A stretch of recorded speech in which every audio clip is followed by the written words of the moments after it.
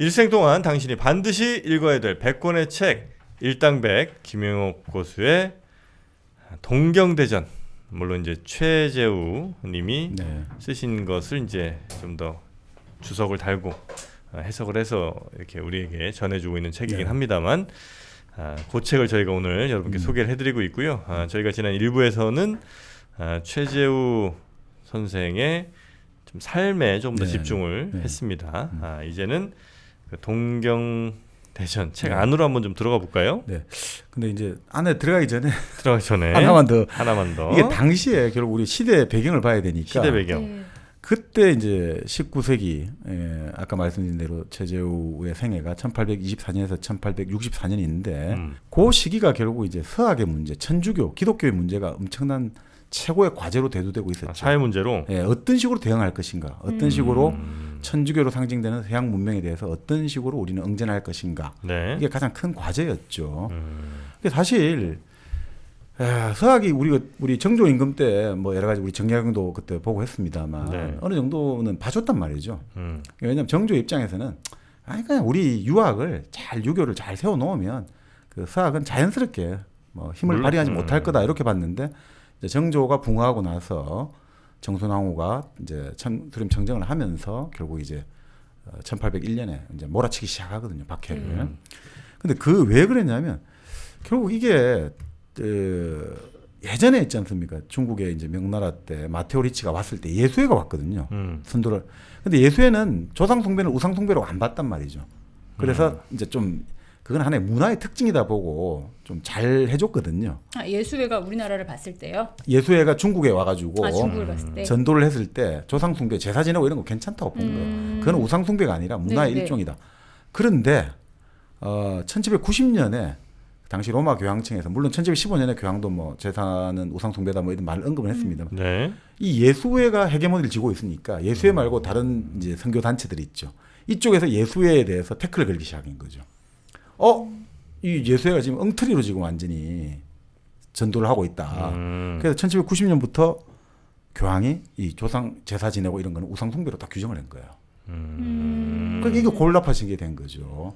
그러니까 결국 우리는 기본적으로 중국보다 더 이제 우리 소중화로 생각하면서 이미 청나라에는 중화가 끊어졌지만 우리가 진짜 정통을 잇고 있다는데 서학이 들어와 가지고 제사 문제하고 충돌을 하니까. 그러니까 지금도 제가 뭐 이게 강준만 교수의 그 근대사 산책을 보니까 이런 대목이 나오는데 요즘 모르겠습니다만 90년대 중반에 한국에서 혼례와 장례 쓰는 비용이 어느 정도 된다고 생각하세요? 혼례 결혼하는 비용하고 장례 이런 장례와 제례 90년대 중쯤에 1990년대 우리나라에서 혼례와 장례 쓰는 돈이 어느 정도 된다고 생각하세요? 혼례 정부 예산에 정부 예산에? 네, 정부 예산에. 지금 정부 예산이 500조잖아요. 네. 500조 넘잖아요. 그러니까 그 정도 비교해 보면 어느 정도 된다고 생각해요. 비율로 따져보면 따지면. 야, 그건 계산하기 너무 어려울 것 같은데 한 8%? 25%입니다. 그러니까 이 어마어마한 숫자예요, 사실. 그러니까 이만큼 제사가 중요하단 말이에요. 혼례도 중요하면 제례도. 그러니까 장례를 지내고 제사 지내는 게 이미 어마어마하면 중요한데 우상 숭배다. 그래서 윤지충이라고 다산 정약용의 고종사촌 애사촌 사이거든요. 네. 그 윤지충의 어머니가 돌아가셨는데 위패를 불살라버리고 조문을 안 받아버린 거예요. 이 명문 양반 가문의 자제가. 그래서 어떻게 되겠습니까?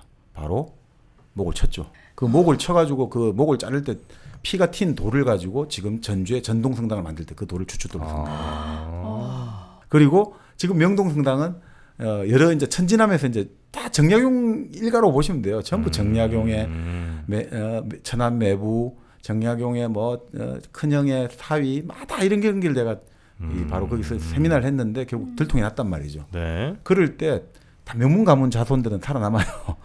중인이 한 명 있거든요. 중인 계급에. 그 중인 계급 김보무라는 사람만이 이제 자기는 절대 하나님 버리지 않는다 하니까 귀향을 가서 결국 죽게 되죠. 그 사람의 집터가 지금 명동성당이 된 거예요. 그 상징적인 게 연결되고 있는 거죠. 뭐. 네, 자, 네. 그런 것들 속에서 결국은 이제 또 문제가 당시에 포졸들이 먹고 살 게 그것도 많이 없잖아요.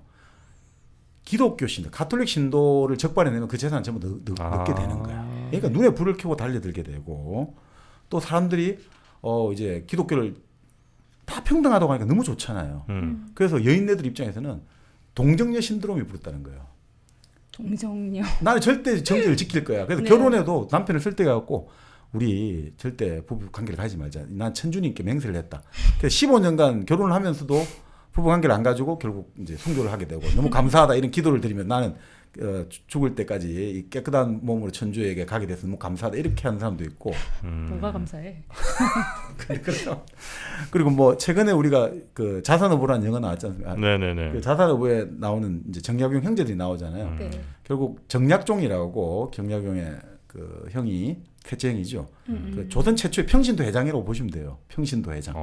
그 정약종이 순교를 하는데 정약종에 따른 정 엘리자베스의 남 하여튼 정확히 얘기하는 거기도 남자 생각이 날 때마다 이 있잖아요. 이 상의를 벗어가지고 등짝을 계속 채찍을 막 피가 나도록 이제 때렸다고 하잖아요. 그만큼 이제 그 당시 동정신들을 그러니까. 저는 그때 태어났으면 예전역에 죽었어요. 생각이 많이 나셨나 보네. 등짝을 이렇게 스매싱을 많이 하신 거 보니까. 네. 와. 아니 그러니까 그때 이게 천주교 믿다가는 집안이 난리가 날 거 아닙니까? 네. 그러니까 어떻게 하냐면 이제 도모지라는 거 있지 않습니까? 거기서 나왔다는 이야기도 있죠. 돈 뭐지? 도무지.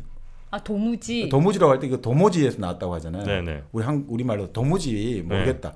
그 도모지라고 이제 얘가 도저히 교를 버리지 않는다 그러고 얘가 만약 적발되면 집안이 다 난리가 나니까 얘에게 종이를 얇게 물을 부어가지고 마르면서 계속 역겹해가 결국 애를 집에서 죽게 만드는 거죠. 그게 이제 도모지가 그래서 그때 유행을 했다는 거죠. 안 그러면 집안이 멸문지화를 당할 판이니. 그러니까 그만큼 그 분위기가 엄청나게 이제 이 뭔가 위기 상황이고 거기에다가 1860년에 그 아까 돌을 깨우친 때가 그때 되는데 네. 그 1860년에 에로우 사건이 일어나거든요. 네네. 제2차 아편 전쟁이라고 하죠. 네. 그래서 어떻게 되냐면 영국과 프랑스 연합군이 북경 베이징을 점령해 버린 거예요. 그래서 황제가 열하로 도망을 치는 거예요. 피난을 가게 되고 네네. 거기에다가 또 어떻게 되겠습니까? 그 사람들이 그 당시 중국의 국보를 모아놓은 원명을 가서 다 약탈을 해버리는 거죠. 그러니까 그게 이제 조선에 소문이 났단 말이죠. 그러니까 당시 사람들이 관리들이 난리가 난 거예요. 서울에 한양에 있던 관리들이 자기 가족을 전부 피신시킨 거예요. 왜냐하면 저 이제 서양 오랑캐가 중국을 황제까지 쫓아냈는데 이제 조선을 쳐들어온다. 그러니까 지금 빨리 도망을 쳐야 그래가지고 자기 가족을 피신을 시키고 또 갑자기 기독교 관련 물품을 막 사재기게 하는 거예요. 만약 서양 오랑캐 올 때 우리도 십자가 보여주고 이러면 우리 같은 그거다. 이런 식으로 하려고. 네네네. 그러니까 그런 식으로 그때 분위기가 뭔가 외세는 오는데 내부적으로 부정부패는 심해가지고 뭐 계속 밀라는 벌어나고 근데 답은 없고 근데 서학은 믿고 싶은데 우상숭배라고 제사하고 또 부딪히고 이 와중에서 지금 우리는 도대체 무엇을 어떻게 해야 될 것인가 이때 결국 이제 동학이 우리가 이제 이 시대 상황에 맞는 우리의 어떤 해답을 한번 찾아보자 이렇게 나오게 되는 거죠.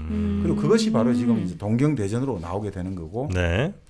그 동경대전은 아까 말씀드린 대로 뭐 크게 보면 뭐 여기서는 지금까지 이 모든 체제와 관련된 것들 다 담고 있습니다만 네. 우리가 보통 이제 동경대전 할 때 뭐 여러 가지 있겠습니다만 아까 말씀드린 포등문 왜 이제 동학을 포교문이 안 하고 포등문이라고 하는 거예요. 네. 우리 덕자 네. 뜻이 종교가 아니라는 거죠. 결국 우리는 도를 실천하는 거다 이거죠.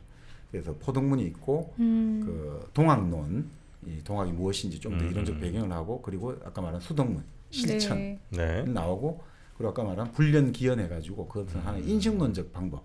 그러니까 동학을 통해서 그럼 우리가 앞으로 이 세계를 어떤 식으로 이해하고 인식해낼 것인가. 네. 그러니까 이런 것들이 다 갖고 있는 거죠, 사실은. 네. 자, 이제 그러면 동경대전을 한번 네. 읽어보는 거죠? 네네. 네. 자, 동경대전에 우리가 뭐 참 오늘 뭐 다를 하자면 이거 뭐 할 수가 없을 거 아닙니까, 그렇죠? 그래서 이 포동문에 가장 이제 기본 되는 걸 먼저 한번 보면서 굉장히 짧네요, 진짜 동경대전은. 네, 몇 천자 안 됩니다. 네, 네. 근데 그 동경대전이 아까 처음 시작하실 때 네. 기독교의 성경과 같은 책이다. 그렇죠, 그렇죠. 이렇게 말씀을 하셔가지고 네. 자꾸 종교랑 연관이 되는 것 같아요. 종교는 이제 지금 이제 동학은 천도교라고 보통 우리 많이 하고 있지 않습니까? 네. 그러니까 이제 그게 어떻게 됐냐면 동학이 아까 말한 3대 교주가 의암 손병이 그 동학 농민 전쟁에도 참여했죠. 우리 보통 또 그때 남접의 전봉준 장군, 북접의 손병이 이렇게 봤는데 뭐 김용수 선생은 남접 북적이 의미가 없다고 보지만 뭐 역사학계에서 남접 북적 나누고 있습니다. 근데 문제는 이 동학이 갑오 농민 전쟁을 갑오 이제 그 동학 혁명을 할 때 일본의 낭인들이 있죠. 일본의 흔히 말하는 일본의 그 당시 장사라고 불렸던 이 낭인들이라고 하죠. 그러니까 일본 내부에서는 출세길이 없으니까 이게 조선과 중국으로 뻗어 나가야 되니까 조선에서 분란이 일어나면 좋다 이거죠. 그러니까 이 사람들이 동학이 딱 터지니까 그 일본의 그 현장사 쪽 사람들 해가지고 이 사람들이 찾아와요. 몇십 명이. 네. 그 전봉 장군을 만나고 이런까지 기록이 나와요. 그 와가지고 우리가 이 동학을 입문하겠다, 입교하겠다. 그리고 우리가 전쟁에 참여하겠다. 우리를 써달라. 그렇게 나와요. 그래서 이제 여기 우리 기록에는 전봉 장군이 돌려보냈던 걸로 나오거든요. 예비를 줘서 돌려보냈다는데 일본 자기들 기록은 다르죠. 참교해가지고 혁혁한 공을 쌓았다고 나와요. 그래요? 그러니까 동학을 엄청나게 좋아했던 거예요. 왜냐하면 동학이 벌어지니까 우리가 일본이 들어갈 계기가 만들어졌잖아요.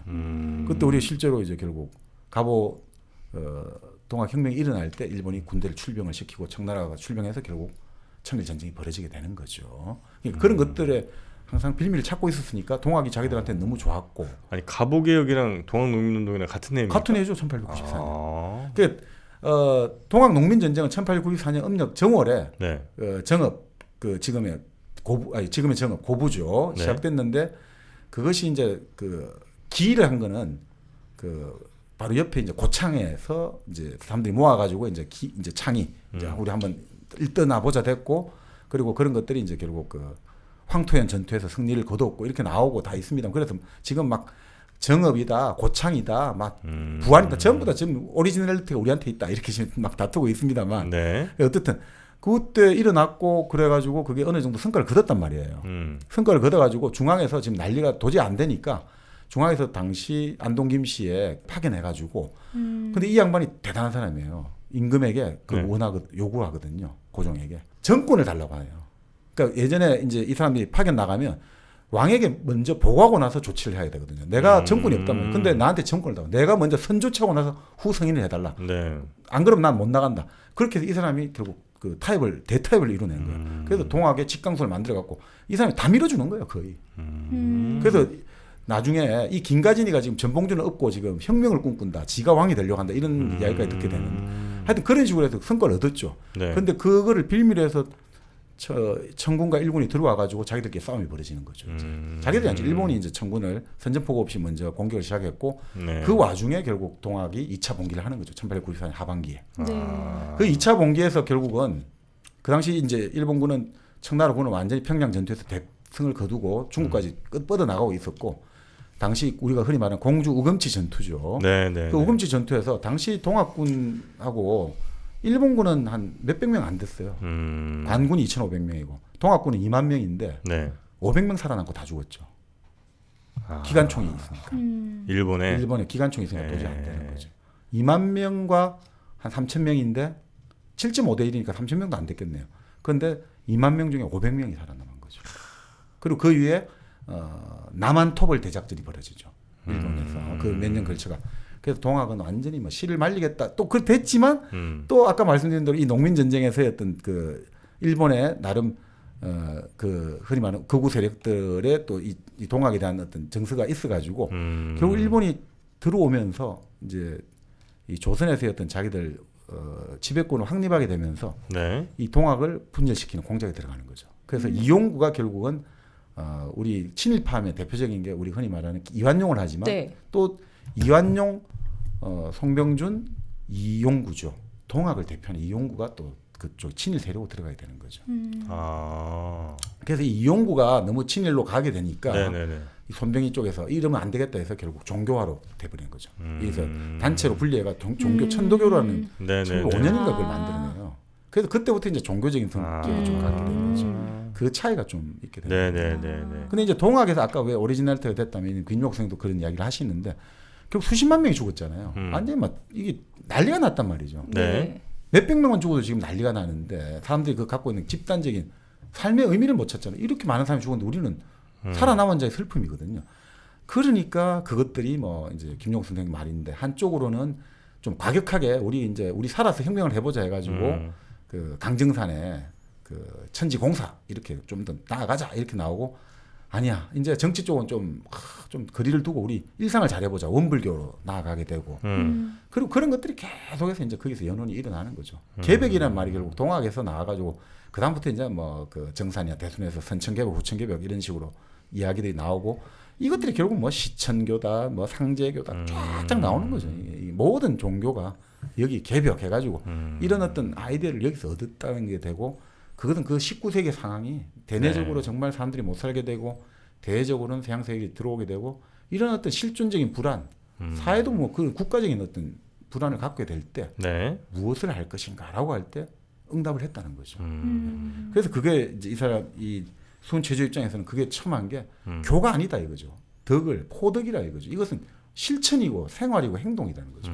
나는 지금 새로운 종교를 만든 게 아니다.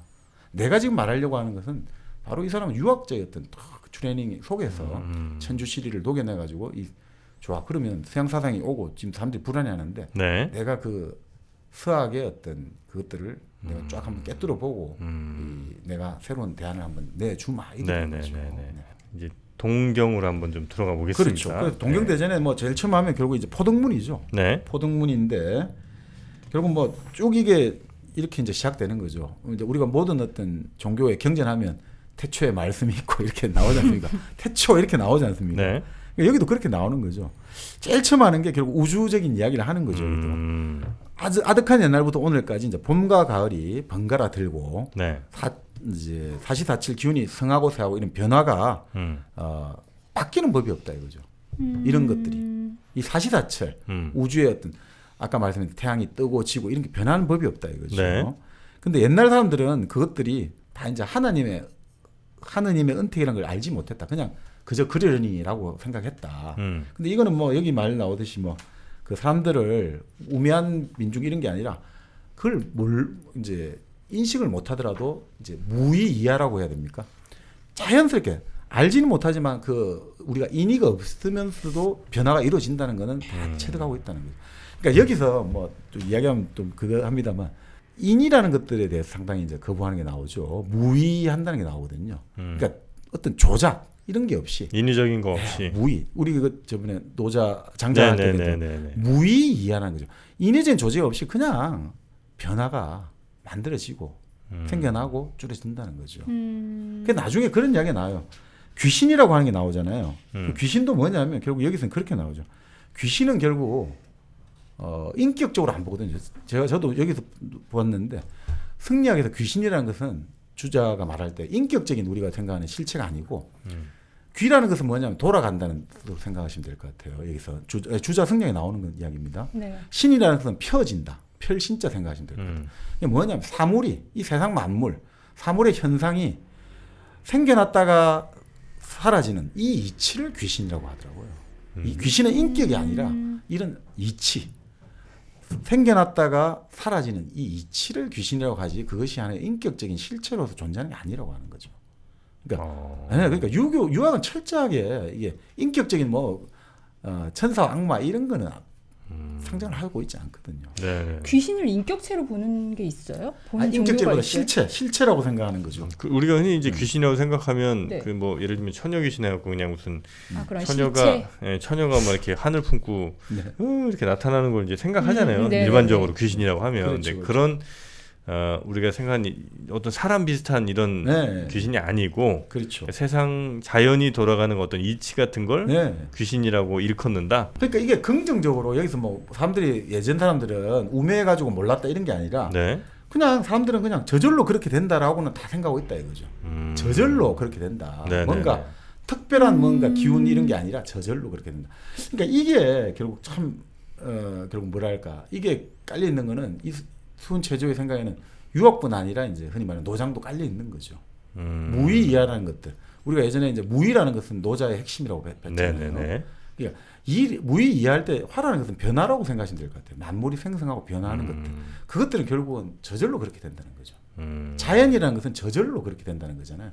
저절로 그렇게 된다.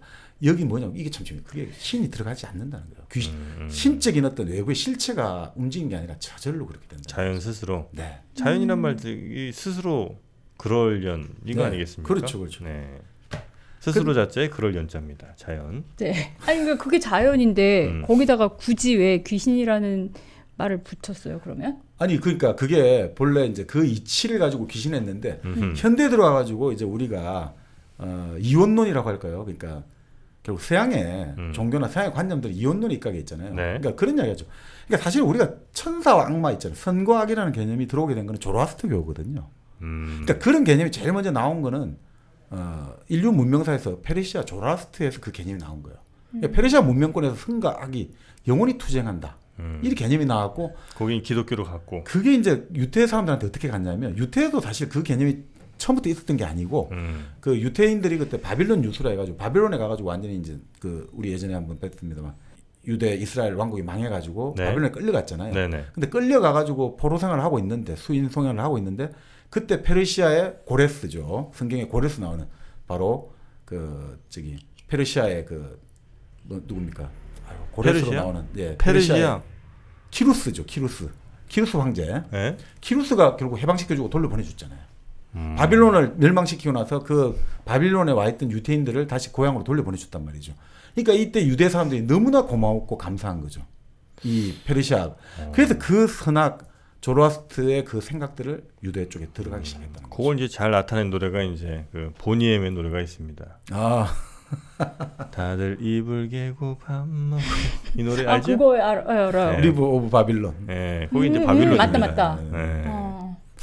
그러니까 어떻게 보면 이 너무나 은인들 아닙니까? 네. 은인이다 보니까 그 은인들의 모든 생각들이 좋을 거 아닙니까? 그래서 네. 이제 그걸로 들어오게 되고 그래서 유대에서 이제 선과 악이라는 개념들이 좀 더 정치하기 시작됐고 그들이 결국 이제 기독교로 오게 됐고 이슬람으로 오게 됐고 이런 것들이 결국은 그 원조가 거기서 시작됐다는 거죠. 그러니까 대화교. 애초 여기서는 그 귀신의 개념이나 이 성략의 개념은 그런 인격적인 개념들 우리가 생각하는 우리에게 화를 던져주고 악마적 존재 이런 게 아니었다는 거죠. 그냥 하나의 자연의 이치라고 봐야 되겠죠. 네네. 자 그렇게 이제 설정을 하고 있는 거죠. 예, 이게 그러니까 이게 결국 하나의 어떤 이원론을 거부한다라고 이제 보는 거죠. 이 김용 선생은 네. 그러니까 결국 이것들이 어떻게 보면 서학이라고 할까 아. 이거하고 가장 딱 처음부터 어떻게 보면 좀 대척점을 선언하는 게 아닌가. 서학적인 그러니까 기독교적인 요소를 받아들이긴 했지만 네. 그런 어떤 이원론이라든지 뭐 선악의 개념 이런 것들은 이 동학에서는 별로 찾아볼 수는 없군요. 예, 그렇죠. 근데 이제 사실 우리가 어떤 사람들에게 깨우침을 설명할 때, 네. 근데 지금 귀신 이런 식으로 이야기하면 도대체 사람들이 납득도 안 가고 받아들이지가 않잖아요. 네. 그래서 여기도 처음에는 이제 자기가 나중에 그 깨우침을 얻을 때 상제라는 말을 쓰거든요. 상제. 상제. 예. 이게 서경에 나오는 건데 중국 이제 유교 경전에 뭐 일종의 절대자 같은 그런 인격적인 신이죠. 네. 인격 신인데 문제는 그 어쩔 수 없이 생각하고 그 뒤로는 상제라는 말을 안 써요. 근데 천상제라는 말을 쓰고 그 다음에 천주라고 쓰거든요. 네. 근데 천주란 말도 결국 하느님이지만 우리 하느님을 한자로 썼지만 근데 어떻든 당시 그 가톨릭이 천주란 말을 썼잖아요. 그러니까 마테오 리치라는 사람이 선교사로 와가지고 네. 자 명나라에 선교하면서 야, 이 하느님을 설명해야 되는데 어떻게 설명할까 하다가 이 사람이 중국 고전을 다 보니까 서경에 상제란 말 나오고 뭐 이런 나오니까 이런 걸 끄집어내 천주란 말을 또 끄집어내 가지고 천주시리 이런 식으로 썼단 말이죠. 그러니까 그런 것들을 하고는 연관이 되어 있겠죠. 아무래도 언어를 쓴다는 거는 결국 그 용어를 쓴다는 걸 받아들이는 거니까. 예. 자, 그래서 뭐 이렇게 이제 그 우주론적인 이야기하면서 이제 결국 그 이제 역사적인 기존의 어떤 우리 역사 문법을 받아들인 거죠. 중국의 사망 오제 시대 나오잖아요. 네. 그래서 오제와 같은 영웅들이 문명의 세상을 열었다. 아, 이거 이제 중국 좀 받아들였네요. 그렇죠. 네. 그리고 성인들이 태어났다. 뭐 공자 이런 사람들이 태어나가지고 그리고 이제 이 우주의 어떤 돌아가는 법칙을 책으로 펴내고 그리고 이런 것들을 통해 가지고 결국은 이제 뭐 우리는 천도의 이치를 이제 우리가 이제 사람들이 알게 되었다 이렇게 보는 거죠. 그래서 이제 결국 우리 사람들은 어떻게 되느냐 그 이치를 따라 가지고 덕을 쌓아야 된다. 그 아까 말씀드린 천지가 조금이라도 어긋남이 없이 계속 해는 아침에 동쪽에 떴다가 서쪽에 지듯이 인간은 어떻게 됩니까? 아침에 일어나서 부지런히 일하고 배우고 규칙적이고 질서적인 것들 이것들을 따라가는 게 덕을 쌓는 거거든요. 네. 그러니까 덕을 쌓는다는 성인이 된다는 목표라는 것은 적극적으로 행동하고 내 마음의 감정대로 움직이는 게 아니거든요. 항상 그 이법에 따라서 딱 어떻게 보면 사람이 움직여가고 고요하게 움직이지 않는다는 것들. 이게 사실은 지극한 성인의 경지 아닌가. 이것이 결국은 중국이라든지 우리가 바라보는 성인의 어떤 경지가 이런 것 같습니다. 어른이라는 성인인 거죠. 어른이죠. 그러니까 네. 흔들리지 않고 자기의 어떤 욕망을 줄여 나가는 것들.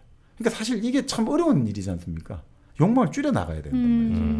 그러니까 뭐 어떤 분들이 그런 이야기 많이 하는데 그 서양에서는 인간을 성악설 좀 불완전한 존재로 보기 때문에 네. 그리고 그런 것 때문에 어떻게 하면 더 좋은 세상을 만드냐면 이 불완전한 존재를 믿을 수 없기 때문에 법과 제도를 만들어 가지고 민주주의도 만들고 네. 자본주의를 만들어 가지고 더 좋은 물건을 만들고 더 값싸게 사람들한테 물적인 기반을 맞추면 이 사람들이 좋은 세상이 될 거야. 아니, 물론 뭐 그것만 갖고 있는 건 아니죠. 예를 들어 네. 아담 스미스 말대로 아담 스미스는 제일 중요하게 생각했던 게 첫 번째는 인간은 공감을 하는 능력이 있다 이거죠. 네네. 어려운 사람을 도와주려는 하는 능력이 있고 두 번째로는 인간 정의를 실현하는 남한테 피해를 주면 안 돼. 그 법에서 정의가 만들어지고 근데 법과 정의와 공감만 갖고 안 되기 때문에 이제 결국 어떻게 하면 물건을 잘 만드는 분업을 그 국부론을 만든 거죠. 이런 식으로 이제 흘러가는데 결국은 어떻든 물적인 기반이라는 것들이 결국 인간을 좋은 세상을 만들고 더 좋은 인간을 만든다고 보고 이 동학에서는 욕망을 적게 한다는 건 뭐냐면 물질은 기본적으로 항상 사람을 타락시키는 요소가 있다고 보거든요. 장자에도 기심이란 말 나오고 아니면 네. 물질이 많아지면 아무리 그 물질 자체가 인간의 편리성을 정대시키는데 그 편리성 속에 사람이 중독이 된다는 거예요. 편리성. 그래서 기본적으로 이제 편리하게 만드는 걸 되게 싫어하거든요. 그래서 물질을 자꾸 좀 적게 만드는 거, 적게 가지려고 하는 거. 근데 그렇게 하려면 어떻게 해야 되냐? 사람을 바꿔야 된다는 거죠. 사람을. 그러니까 이게 좀 달라진 것 같아요. 여기도 보면 결국 기본적으로 이 성인을 만들자는 거거든요. 네. 그러니까 이게 동학도 결국 이 유학의 성인이 동학에서는 도인이고 그것이 바로 성인이죠. 네. 우리 마음속에 다 하나님이 있다는 거죠. 뭐 그 성인과 이제 같은 성인은 아니겠습니다만 여튼 우리나라에 우리 사회에서도 18살이 되면 또 성인이 돼서 네. 독립을 해야 되는 분들이 있습니다. 이분들을 위한 18 어른 캠페인이 있는데요. 잠시 전한 말씀 좀 들어보겠습니다. 퇴소하던 날은 정말 기뻤어요. 제가 고대하던 날이었기 때문이었는데 기차가 출발을 하는데 그때 눈물이 나더라고요. 마음 둘 곳이 없다라는 생각. 여러분의 독립은 몇 살이었나요? 보육원의 아이들은 만 18세가 되면 시설을 나와 홀로 살아가야 합니다. 어른이 되기는 아직 이른 나이. 곁에 아무도 없다면 그것은 자립이 아니라 고립입니다. 18. 홀로 어른이 되어야 하는 아이들을 위해 함께 해주세요. 아름다운 재단은 18 어른의 건강한 자립을 응원합니다. 아름다운 재단 18 어른 캠페인. 아름다운 재단에서 하는 18 어른 캠페인. 18살이 되면 보육원을 나오는 우리 친구들의 현재의 삶을 조금 더 희망적으로 바꿔주는, 그래서 우리가 우리 사회의 건강한 성인으로, 어른으로 다시 만들어내는 그런 좋은 프로젝트가 아닌가 싶습니다. 관심 있는 분들은 아름다운 재단 한번 들어가 보시면요, 친절하게 설명이 잘 되어 있습니다.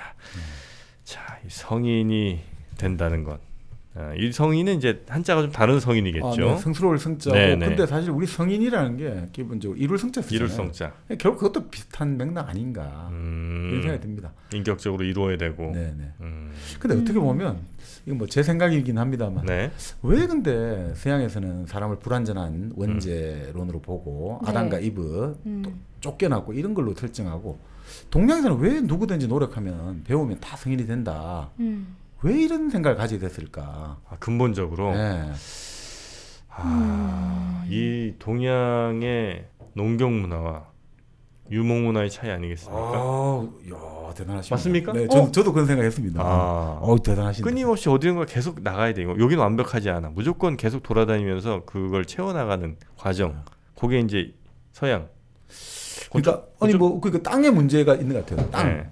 땅의 차이. 네, 어때? 어이. 감동하세요, 이런 거. 아니 그 다른 것 같아요. 이유는 영광 표정을 보니까. 크게 다르지 않아요. 아니 농경 맞는 것 같아요. 네. 왜냐하면 저도 그 생각했거든요. 그러니까 유럽이라는 데는 네. 그 우리가 유럽 사람들의 주식은 빵이 아니라고 했잖아요. 네. 맞는 영양분이 대부분 고기라고 배웠잖아요. 그러니까 이게 사실 밀농사가 지어지는 지역은 노예를 쓴다고 해서 잘 뭐 생산성이 높아지지가 않는데요. 살농사도 마찬가지지만. 그러니까 밀 자체가 생산성이 쌀보다는 낮아요. 많이 떨어지죠. 네, 같은 면적을 쌀로는 여러 사람 먹이는데 밀로는 또 작아요. 근데 거기는 좀 더 이제 목초지를 고기를 더 좋아하니까 목초 해가지고 결국 고기를 죽여야 되고. 네. 자 그러다 보니까 더 이제 가축을 키우는 초지는 더 생산성이 떨어지잖아요. 그 사람 많은데 그러니까 전쟁이 맨날 일어나는 거죠. 정복을 해야 되고. 그리고 정보를 해도 빼앗아야 되고 교육을 해야 되고 어디 나가든 뭐 전쟁을 하든 교육을 하든 끊임없이 움직여야 되는 거죠. 커봐. 근데 이거 그겁니다. 예. 완전한 유목, 알았어요. 완전한 유목 예를 들어 목축에 이게 같은 농을 하더라도 목축의 스타일이 강하고 이러다 보니까 결국은 이 사람들이 결국은 교육을 한다든지 전쟁한다는 건 결국 사람을 하나의 어떤 동지의 측면도 있지만 이제 적의 측면도 존재하는 것이고 그러니까 기본적으로 사람에 대한 여러 가지가 복합적인 감정들이 좀 더 존재하지 않을까 상대를 싶어요. 적으로 악으로 규정하고 죽이지 않으면 내가 살 수 없는 상황. 그 결국 이슬람의 여러 가지 문화가 여러 가지 말이 많습니다만 네. 근본적으로 이슬람의 환경적인 문제들 사막이라는 것들이 가지고 있는 환경의 문제가 있잖아요. 그러니까 그건 근본적으로 이 환경의 어떤 영향 우리 뭐 총교수의 지리 결정론적인 너무 가능은 아니지만 근데 근본적으로 왜 그러니까 유라시아와 남북 아메리카의 운명이 달라졌느냐 할 때 우리 그 지리적인 요소가 크다고 했잖아요. 네. 그런 것처럼 이런 유럽의 특성에서 기본적으로 어떤 그런 아이디어들 인간은 죄가 있고 인간은 기본적으로 불완전하다는 게 좀 더 잘 먹혀드는 것 같고 네, 그리고 네, 사람은 네, 기본적으로 물질에 욕심을 내고 항상 결핍돼 있다고 생각하니까. 근데 중국을 보자 이거죠. 중국은 쌀농사가 춘추 전국 때부터 그 우리 초나라부터 시작해서 쫙 개척이 시작되잖아요. 남방 네. 지역, 양쯔강 쪽 하류로 이제 개척이 시작된단 말이에요. 물이 풍부하고. 그렇죠. 그리고 그 다음에 그것들이 한 나라가 멸망되고 나서 남북조 시대 때 이제 본격적인 남방 개척이 한족도 남방 내려가서 그때부터 어떻게 됩니까? 수나라 때부터 이제 대운하 이렇게 해가지고 남방에 쌀이 이제 북방으로 올라오기 시작한단 말이에요. 그러니까 기본 그게 이제 명나라 때는 남방에 완전히 이제 관계 농업 관계 시대이 되면서 이게 미야지마 히로시라고 이제 성균관대에 계시는 그 일본 교수님이 주장하시는 건데 이 14세기 16세기 동아시아의 이 쌀농사라는 것들이 결국은 부의 원천이라는 거죠. 그 기본적으로 이 쌀농사는 땅이 좋다는 말이죠. 땅에서 살이 잘 자라니까 집약적으로 여기는 농기계 이런 거 필요 없다 이거죠. 사람들이 그냥 달라붙어가 노동 생산만 노동력만 투입되면 쌀이 잘 자라니까 네. 그러니까 많은 인구를 부양할 수가 있고 그 많은 인구는 또 쌀농사를 더 많이 짓는 투입되고 이렇게 돼가지고 아주 경제가 좋아졌다는 거죠. 그러니까 오히려 충분히 이 이제 사람들이 잘 먹고 잘 살 수 있고 어느 정도 이게 부가 만들어지니까 이 사람들에게 무엇을 가르쳐 주느냐 이 사람들 보고 야 너희들은 본래 그 쌀농사 지을 때 노예 가지고 쌀농사 못 짓거든요. 자기가 딱딱 안 주고 노예 시키면 대충 던지고 이러면 벼 많이 못 자라잖아요. 그러니까 이 가족들이 해야 되는 거예요. 가족들이. 그러니까 이제 소농사회가 만들어졌고 네. 그리고 그런 것들이 부의 원천이 되니까 이 가족들 부를 쌓아지는 가족들을 어떻게 다스려야 되느냐. 결국은 승리학을 가지고 예전에 유학의 최초의 공자의 아이디어는 뭐냐면 유교 무류거든요. 네. 가르침을 편 데서 가지고 차별을 안 둔단 말이에요. 유교 무류. 근데 그걸 발전시켜 가지고 성인은 학이 가지라. 성인이라는 것은 누구냐? 배울 학자. 학이면 누구든지 이룰 수 있다. 이걸 가지고 사람들에게 같이 다 가는. 우리 함께 갑시다. Let's go together. 이러니까 이 사회가 돌아가는 거죠. 그러니까 어떻게 보면 여기서는 누구나 다 사람은 성인의 씨앗이 다 가지고 있다. 우리 사단이 들어가 있다. 인의 예지. 맹자가 항상 말했잖아요. 우리 마음속에는 인의 척은지심이 있고 우리 정의를 좋아하는 수호지심이 있고 사양하는 사양지심이 있고 예의를 차릴 줄 알고 우리가 무엇이 옳고 그른지를 아는 시비지심이 있다. 이게 성인의 자질이 다 있다. 이거 부지런히 갈고 닦으면 우리는 누구나 다 성인이 된다. 이게 결국은 승선적 사기관으로 간 거 아니냐. 이게 결국 저는 좀 경제적인 이 근본적인 그 경제적인 물질적인 토대의 차이가 이게 달라진 거 아니냐 이런 생각이 들긴 그래서 그럼 두 분 다 그렇게 생각하시는 거예요? 저는 그렇게 생각합니다. 아니, 여기도 그렇게 생각하신 거 아니에요? 성선설? 네. 어떻게 생각하세요? 아주 성선설 그러니까 그 선과 성악설의 그 악이 선악의 그 선악은 아닙니다. 저는. 네. 저는 또 다른 약간 이건 좀 다른 차원의 이야기예요. 네. 그건도 우리 정모님은 이해해 주시는 거죠? 여기는 보면 정통 주기론에 서 있다고 보시면 돼요. 네. 그러니까 마음이라는 게 네. 착하다는 게 그런 성선이 아니라 그 마음 자체는 본래 그렇지. 잡스럽다는 거죠. 선과 악은 항상 언제 침투해 들어올 수 있다. 우리 기라고 하잖아요. 기. 네. 기는 뭐냐면 이 사실 이제 성리학의 입장에서는 기거든요. 기. 이 세상 만물 모든 현상은 기의 작용이라고 보거든요. 우리 물질도 기로 되고 네. 우리 감정 결국 기라는 거는 진짜 누구 말 맞다나 뭐라고 할까 기세 저 기가 세다 하듯이 그것도 되고 물질의 힘도 되고 에너지도 에너지. 되고 그다음에 어떤 근본적인 어떤 감정, 이모션, 감정을 추동하는 것도 기잖아요. 갑자기 네, 네. 사랑하고 싶어졌다, 음. 미워졌다, 증오하고 싶어졌다, 희노애락, 애호욕 전부 이 감정이 다 기의 작용이라고 보거든요. 근데 그러니까 이 마음이라는 건 본래 언제든지 침투가 된다 이거죠. 그러니까 근본적으로 우리 사실은 정프로의 기본 바탕은 네. 아까 말한 성선적인 낙관적인 세계관이 아니라 사실은 인간의 마음이라는 건 항상 그렇게 복잡한데 네. 그 대신 우리가 이제 뭐 성경에 따르면 성선이라고 왜 하냐면 네. 성선이라고 왜 그렇게 하냐면 네. 그럼에도 불구하고 우리가 도달할지 못할지라도 리라고 하죠. 이라고 하는 영원한 가치는 우리가 보면서 끊임없이 노력해 가자. 네. 근데 기는 항상 인정해도 언제든지 뒤집어질 수 있다는 거. 뭐 조금 더 편하게 말씀드리자면 이가 이제 어찌 보면 이데아 같은 느낌? 그런 느낌. 네. 어떻습니까? 감동하셔도 괜찮습니다. 네, 울 허락합니다. 뻔했어요. 네. 자, 그런 잘하시네. 철학적 바탕이 저는 좀 있다. 정프로주. 나중에 율곡 이 선생 책을 읽으면 딱 맞으실 것 같습니다. 아이고 고맙습니다. 10만 양병설, 네. 10만 개미. 10만 개미 투자자. 네. 기 위에 이가 올라가느냐 이거 갖고 한참 싸웠거든요. 맞습니다. 누구랑요? 기발 이승이라고 하죠. 네. 그게 이제 한참 그 조선 후기 학자들 사이에서 어마어마한 첨예한 대립 사항이었습니다.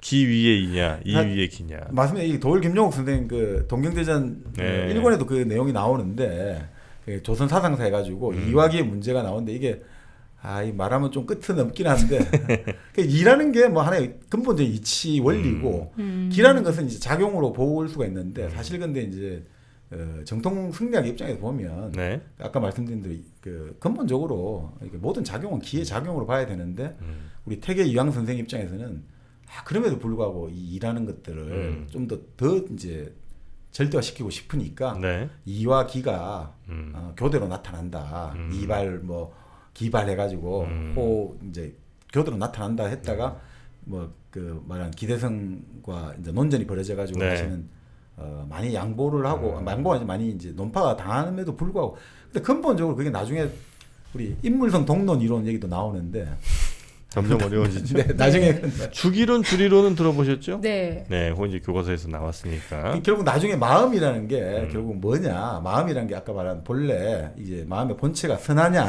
아니면 그냥 이거는 아까 말씀드린 타블라 로사냐 이거 가지고 이제 결국은 논쟁이 벌어지는데 결국 그 조선의 선비들이 나중에 이제 관념적으로 많이 흘러가게 돼요. 네. 이제 그 관념적인 논쟁을 많이 벌어지긴 하는데 어떻든 그 일하는 것들, 기라는 것들을 우리가 이제 여기서도 보면 그런 느낌이 많이 나오는 거죠. 근본적인 어떤 이치가 나타나고 이런 것들 네. 이화기의 문제가 이 책에도 좀 흐르고 있는 것 같아요. 그래서 이제 일본에 이제 그런 이제 조선 사상사 해가지고 세수에 들어간 것 같습니다. 네. 하여튼 요 얘기는 한번 나중에. 나중에 뭐 다른 네, 그 존경의 눈빛은 이제 더 이상 안 보내셔도 괜찮습니다. 충분히 이제 받아들였으니까요. 네. 그 정도까지만. 자 그렇게 해서 이제 이렇게 승인이 될 수 있는데 지금 세상이 이제 한마디로 말세다 이거죠. 말세다. 지금 세상에 들어와가지고 사람들이 전부 자기 이기심이 막 이제 충만해 있다. 충만해 있고 그 천리를 안 따르게 되고 그래서 이 사람들이 어떻게 되느냐 그렇게 자기 혼자만 다 생각하고 천리를 안 따다 보니까 삶을 두려워한다는 거지. 불안해하고 우리 저번에 알랭도 보통에 불안했습니다. 네. 네. 결국은 이게 전부 이기심이 세워지고 내가 남들보다 더 잘날 거야. 이러다 보니까 남들의 사랑과 관심을 받아야지. 내가 남들보다 더 잘 살아야 돼. 내가 남들보다 더 높은 지혜에 갈 거야. 뭐 이런 것들이 계속해서 중첩되고 내가 남들보다 실력이 더 좋을 거야. 이렇게 되다 보니까 네. 어떻게 되느냐. 항상 두렵고 결국은 방향 감각을 잃게 돼버렸다. 이렇게 됩니다. 그래서 내가 이제 어떻게 되느냐. 경신년 1860년 그 도통을 할 때 내가 이런 이야기를 전해 듣게 되었다. 이게 서양 이야기 나와요. 서양 사람들은 동방에 나타나가지고 우리 하나님은 우리 서학은 네. 부귀를 취하지 않는다. 우리는 부귀 이런 거 안 좋아한다. 부귀. 부귀 영화 이런 거 안 좋아하는데 네. 그렇지만 천하를 공격하여 취하는 것은 하나님의 뜻이다라고 생각한다는 것이다 이거죠. 선교하러 온 거잖아요. 그래서 부귀를 우리는 얻으러 온 게 아니라 우리 당신들에게 선교를 하러 왔다. 그것은 결국은 공격을 하는 거다 이거죠. 그래서 부귀를 안 취한다고 하지만 실질적으로는 공격을 하러 들어와가지고 네. 교회당을 세우고 하나님의 도를 행하고 한다면서 지금 이제 공격적으로 나오고 있다. 아. 교회당. 그러니까 이게 말하고 뭐가 다른 거 아니냐. 그건 좀 행동하고 다른 거 아니냐. 부정적으로 보는 거네요. 그렇죠. 네. 그러니까 이게 서양의 말은 아주 좋은데 사랑과 여러 가지 이렇게 나오는데 너희들이 와서 하는 것들을 보니까 뭔가 우리를 부정하고 재산 문제부터 시작해서 아주 공격적으로 이 영역에 들어와서 이것들을 예배당을 올린다는 자체가 이거는 우리의 뭔가 표지다. 우리 땅이다라고 하는 느낌을 주는 거잖아요. 사실 우리가 그 동물도 그렇고 인간도 그렇고 영토의 지배를 받는다고 했잖아요. 네. 그래서 영토의 지배를 받는 게 제일 먼저 하는 게 우리가 왕자에 앉는다라고 하잖아요. 그때 우리가 임금이 된다는 거야. 왕자에 앉는다고 하잖아요. 눌러 앉는 거거든요.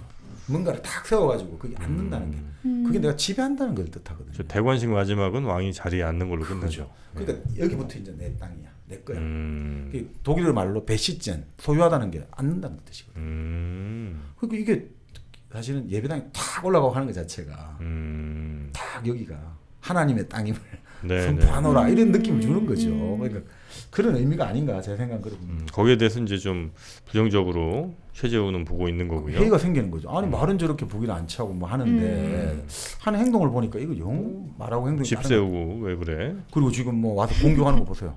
와서 약탈을 하고 그렇게 무명인 흉들 내면서 왜 그 원명원에 가가지고 그 보물들 약탈하고 불을 지르고 그런 행동하는 저는 야만의 행동하는데 말로는 사랑과 이러니까 이게 뭐지? 네, 우리 문화 버리라고 막 그러고. 그렇죠. 그랬는데 자기가 4월달 어느 날 결국 이제 마음이 선득해지고 몸이 떨려서 도무지 병이라기에는 정상을 잡을 길 없고 뭐 어떻게 말로 표현할 수 없는 어떤 그런 막 지금 경험을 하게 된 거죠. 아 그때가 오는 1860년 4월 5일입니다. 신병 혹은 감기 몸살. 이걸 이제 우리가 누미노제의 체험이라고 루돌프 오테말 체험하는 거죠. 누미노제. 아그 성스러운 네. 떨림이죠. 떨림. 근데 이게 사실은 성스러움의 체험은 사랑의 체험하고 비슷해요. 제가 보면. 맞잖아요. 그렇죠. 일종의 바이브레이션, 떨림. 근데 쟤는 뭐 여러 가지 있죠. 뭐 여러 가지 있고 뭐 정말 뭐 시간관이 흐려지는 것 같고. 엑스타시. 그렇죠. 뭐 망하라고 하잖아요. 맞네. 근데 그게 가장 사랑하고 비슷한 거는 피동적이라는 거. 이건 내가 선택해서 된 게 아니라 내가 지금부터 저 사람을 좋아할 거야라 해서 사랑하는 게 아니라 나도 모르게 좋아하게 된다. 그게 사랑하고 성스러운 체험의 공통점 같아요. 그렇죠. 이게 핵심 같아요. 피동성이 이 수동적이 내가 결정해서 하는 거는 사랑이 아닌 것 같고 사실은 이건 어떻게 할 수가 없다는 거죠. 내가 어떻게 그 예전에 노익인 작가가 그랬잖아요. 교통사고라고. 내가 아무리 조심해서 그래도 차가 와서 치니까 그게 내가 다치는 건데 그게 사랑도 그런 거라고. 거짓말해서. 드라마 거짓말해서.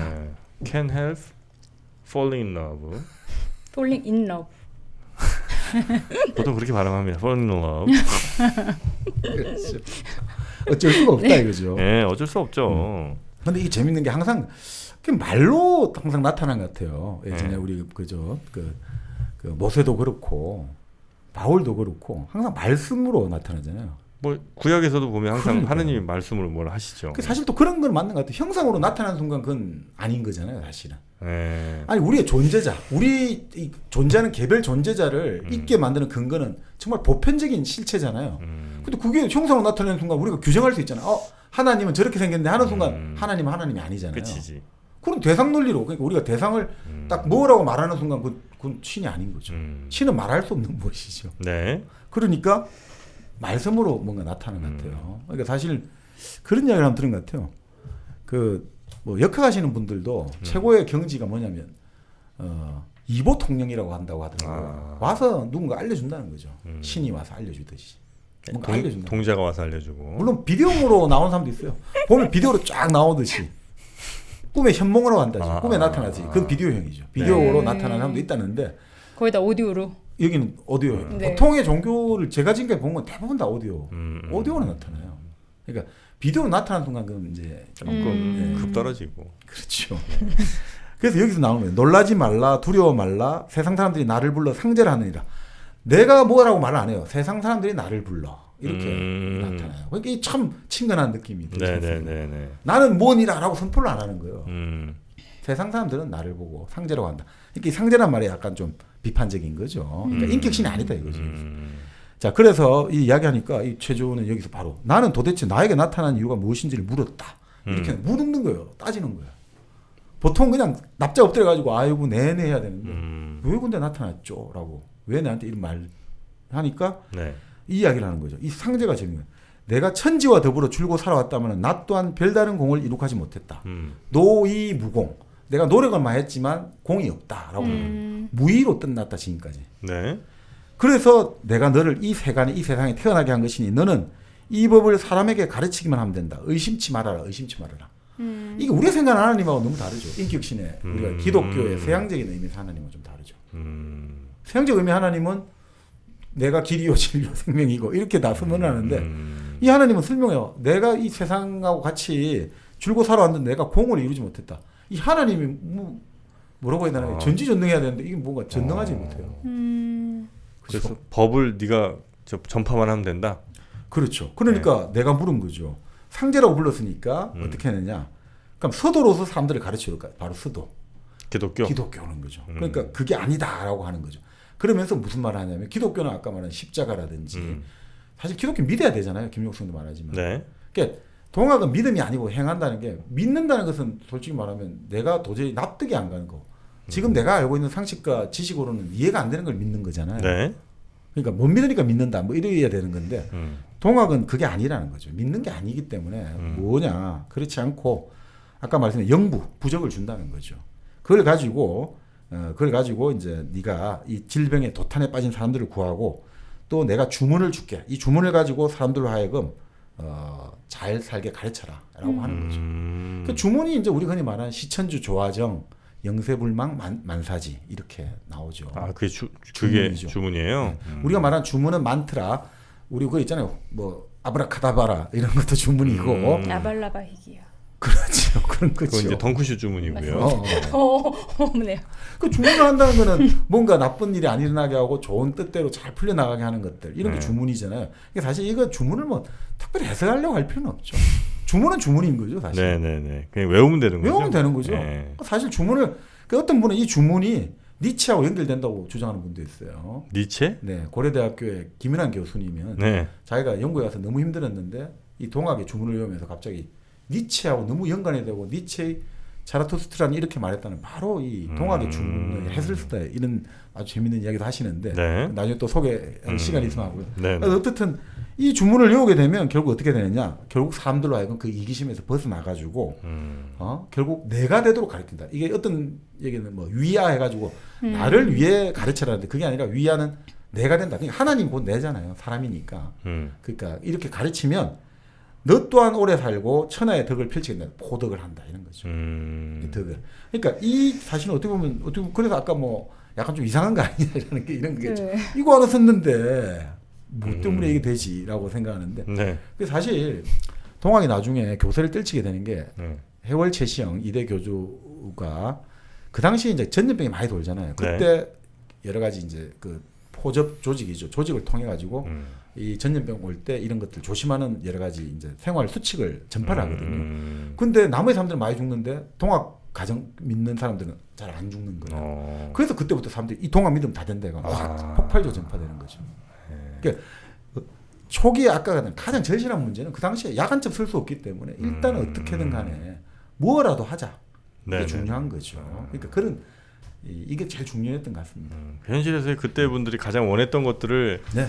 좀 채워줬던 게 그 당시 동학을 폭발적으로 좀 늘리게 되는. 네. 근데 이거는 어쩔 수 없습니다. 이 동학뿐 아니라 우리가 그 유명한 뭐 처음에 다 기독교에서도 여러 파가 있는데 처음에는 좀 기존 교파에서 이단으로 취급받다가 이제 교세가 늘고 신도가 늘면서 이제 정식으로 들어온 파들을 많이 봤잖아요. 네네. 근데 그 사람들이 제일 먼저 했던 게 뭡니까? 사람 고쳐주는 거거든요. 그 뭡니까? 우리 흔히 말하는 막 안수기도라든지 이걸로 해가지고 뭐 귀신 쫓아내고 뭐 일어 쓰게 하고 이러면서 사람들이 폭발적 교세가 는단 말이에요. 부흥이 한번 하고. 그렇죠. 부흥해서 사실 그런 거죠. 아 귀야 물러나 이렇게 한번 쫙 한번 쓰러지고 뭐 이렇게 하는 거 보여드려야지. 아니 근데 그때 진짜로 일어나냐고요? 네? 진짜로 일어나기도 하죠. 났냐고요? 일어나죠. 낫기도 하죠. 네. 어떻게 그러지? 아니 저기 돈 좀 다 드는데 왜? 아니 근데 사실은 우리가 역시 그것도 이제 앞으로 더 이제 과학적으로 파헤쳐가면 얼마든지 있을 수 있다고 보는데. 네. 근데 지금 그런 이야기는 하잖아요. 그러니까 뭐라고 할까요? 우리가 예전에 배웠던 거는 그 교과서 우리가 생리학 교과서 보면 한 번 파괴된 신경세포는 절대 재생이 안 된다. 맞죠, 맞는 말인데 그 또 다른 그걸 해보면 또 신경세포가 그런 식으로 재생이 안 되는데 또 다른 형태의 그 망을 만들어낸다는 거죠. 그리고 뭐 신경세포에 그 요즘 줄기세포도 나오잖아요. 네네. 물론 이제 최근에 그 나온 이야기도 많지 않습니까? 뭐 중국에 가가지고 우리는 지금 그건 금지돼 있으니까 그 이제 척추마비가 와가지고 걷지 못하는 분들이 돈을 좀 들여가지고 그걸 맞으면 한 1년 정도는 걷기도 한다고 하잖아요. 그 이야기는 있어요. 그러니까 근데 문제는 이제 그거는 1년 정도 돼가지고 다시 결국은 뭐 원 상태로 돌아오기도 하고 그리고 의사들이 가장 걱정하는 거는 그 줄기세포가 결국은 재생을 시키는 거잖아요. 재생이 제일 잘 되는 세포가 뭡니까? 재생이 잘 되는 제일 잘 세포? 되는 세포. 계속 재생하고 생식세포? 암세포죠. 암세포. 그러니까 이게 암으로 갈 가능성이 있으니까 이게 조심하는 거라고 하잖아요. 네. 그러니까 아니 사실 그러니까 모르는 기준들은 계속해서 우리가 밝혀야 되니까 뭐 이런 거 그러니까 우리가 뭐 아까 말한 종교의 기적이라기보다 그냥 그럴 수 있구나라고 생각하면 오히려 우리가 더 낫지 않을까. 만약에 그걸 절대 그런 일이 없다라고 생각하잖아요. 절대 뭐가 없다라고 생각하는 사람들은 그걸 자기 눈앞에서 보여주면 그냥 확 가버리거든요. 네. 절대 그럴 수가 없다라고 생각하는 사람들은 대표적인 옴진리교 있지 않습니까? 예, 일본에. 네, 일본의 옴진리교를 가장 잘 믿는 사람들은 일본의 명문대를 나온 이과생들이에요. 네. 과학을 가장 했다는 이과생들이 가장 확 가버리더라고요. 왜냐하면 절대 이런 일이 있을 수 없다라고 생각했는데 그것을 파고 들어가 버리니까 그냥 다 가버리더라고요. 그냥 차라리 뭐 그럴 수도 있고 저럴 수도 있는데라고 생각하면 오히려 우리가 그걸 잘 오히려 대처할 수가 있지 않을까 이렇게 뭐 생각도 듭니다. 네. 그래서 이제 최재우 선생에게 뭔가의 목소리가 그렇죠. 상제의 목소리가 이제 들려서 빨리 가르치라 그렇죠. 그렇게 한 거고요. 그래서 먼저 본인부터 시험을 해야 되잖아요. 그래서 본인부터 믿고 시험을 해야 되니까. 그래서 항상 신이라는 게 여기서 이제 김용옥 선생의 주장이기도 한데 신음한다. 그 경험을 해보고 믿는다는 거죠. 그러니까 실험을 해보고 나서 믿지 절대 무조건 믿어라. 그거하고 다르다는 거예요. 수학하고 동학의 가장 큰 분기점은 무조건 믿으라와 네가 직접 느끼고 나서 믿으라는 거죠. 믿다 그러면 느끼고 항상 네가 항상 검증을 해라는 거죠. 네네네. 그래서 자기가 먼저 해봤다는 거죠. 그래서 종이에 태워서 물에 마시다 보니까 몇 달 해보니 몇백 잔 해보니 몸에 윤기가 돌고 내가 이제 쫙 몸이 이제 우리가 흔히 말하는 옥골 선풍 완전히 막 이제 신선의 풍채와 아주 이제 좋은 골격이 갖춰지더라고요. 근데 이거 다시 생각해보니까 그럴 수 있겠네. 그 물이 예전에는 굉장히 세균들이 많았을 거 아니에요. 맞습니다. 우리 지금 그죠? 그걸로 수 필터 하잖아요. 그래서 이제 살균 작용을 그렇습니다. 어쩜 했을 수 있을 것 같아요. 그러니까 적어도 그것만 하더라도 그 당시에 그 안 좋은 위생 상태에서는 훨씬 더 건강해지는 일이 있을 수 있다. 새로운 그 근거를 하나 더 추가하신 것 같아요. 아유 고맙습니다. 근데 그거를 꾸준히 마셨으니까 그럴 수 있다고요. 그렇죠. 계속 마셨고 그걸 생활 습관을 하는 게 중요한데 아까 말씀드린 그 결국 그 재가 될 거 아닙니까? 재라는 게 결국은 장에는 뭐 탄소니까 나쁘진 않다는 거죠. 그리고 또 정해진 시간에 물 마신다는 것 자체가 요즘도 권장하는 거잖아요. 그러니까 아마 또 좋아지지 않았을까. 그 나중에 이제 여러 가지 이제 수돗물에도 보면 그거 나오거든요. 4발 달린 짐승의 악육, 그 오육인가 나쁜 고기를 먹지 마라. 그러니까 좀 상한 고기 같은 거 먹지 마. 이런 생활 하나하나가 그 사실 예전에 왜 그런 거 이야기 나오잖아요. 모세가 엑소더스 출애굽기 할 때 그 막 이제 신이 막 벌을 보내잖아요. 안 내보내주니까. 그러니까 아니 유태 가정은 유태 사람들은 멀쩡한데 이집트 사람들은 막 병 걸리고 이러잖아요. 근데 지금 그걸 분석해 보니까 이 사람들의 생활 습관들, 이 생활 습관들이 기본적으로 이제 자기들이 몰랐지만 그 생활 습관이 위생적이었다는 거예요. 그래서 오히려 그 차이인데 지금도 어떻게 보면 지금 말씀대로 저는 물 필터링 한다는 거는 오늘 우리 선생님이 처음 들었네요. 예, 고맙습니다. 다시 한번 존경의 눈빛 좀 봐도 돼요? 존경해서 그 이상으로 가진 않았으면 좋겠습니다. 걱정 안 하셔도 되고요. 네. 자, 그래서 이제 찾아온 사람들에게도 이거 권했는데 근데 어떤 사람은 낫고 어떤 사람은 안 낫더라 이거죠. 그래서 왜 그런가 했더니 결국은 보니까 아까 여기 제일 중요한 게 성과 경이라고 했는데 사실 성경에서 제일 중요한 게 중용에서 성이거든요. 하늘에 도는 성이고 인간은 그 성지자 그 성을 향해서 노력하는 게 인간인데 그 정말 정성스러운 그것이 몸에 배이는 사람들은 결국은 잘 낫고 그것이 배이지 않고 도덕이 안 따는 사람은 효험이 없더라. 그러니까 정성이면 그치. 그렇죠. 예. 그래서 뭐냐 이 연구를 받은 사람 내면에 있는 성과 경의 문제가 아니고 무엇이 결국 네 마음이 문제야 이런 거죠. 너의 마음에 그 정성스러운 마음들, 네네. 공경하는 마음들 네. 그런 것들이 있으면 결국 절대 사람은 흔들리지 않는다는 거죠.